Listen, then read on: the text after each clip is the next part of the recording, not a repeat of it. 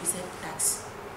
Parce qu'effectivement, dans le mot introductif de SPPJ, vous avez pu vous rendre compte que c'est une taxe qui a une nature un peu hybride, en ce sens qu'elle s'apparente à l'impôt, parce que son recouvrement peut être forcé. C'est une prestation qui est vraiment dévolue, qui est spécifique, qui est destinée aux agences de l'eau, qui doivent les utiliser prioritairement et principalement pour la restauration et la protection de la ressource en eau.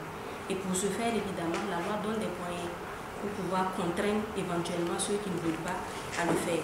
Et quand on parle de contrainte, j'ai bien dit tout à l'heure que ça s'apparente à l'impôt. Ça veut dire qu'il peut y avoir des recours forcés. Et il peut y avoir... c'est-à-dire qu'une agence peut poursuivre quelqu'un pour pouvoir recouvrer ce que l'entreprise ou le privé lui devrait. Voilà, je pense qu'on a une agence qui a déjà eu cette expérience, je dirais un peu malheureuse, parce qu'on s'attendrait à ce que les gens puissent s'acquitter, n'est-ce pas, de bonne foi de cette taxe-là. Mais par ailleurs, il est possible que l'on puisse avoir un recours forcé.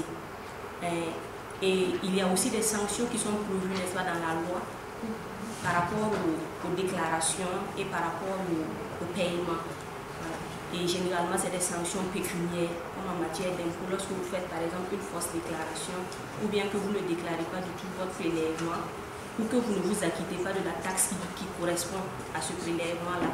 Vous avez une sanction qui peut être égale à 50% de la contribution que vous devriez, et vous pouvez avoir une pénalité de l'écart également qui peut être égale à 10% du mois. C'est par fraction de mois. Généralement, un impôt, tout mois entamé est un mois plein. C'est-à-dire qu'à partir du mois où vous êtes en retard, c'est les 10% qu'on vous applique. Donc, c'est un peu ce dispositif-là que la loi a mis en place pour pouvoir aider les agences-là à recouvrer effectivement cette taxe-là.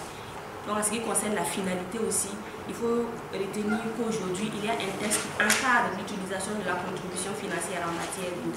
Donc, moi, je pense que les usagers doivent être rassurés. Ce n'est pas une taxe qui va profiter entre griffes à quelqu'un, mais qui va véritablement profiter à pérenniser la ressource en eau pour que chacun puisse allier, n'est-ce pas, la protection de la nature à son développement économique.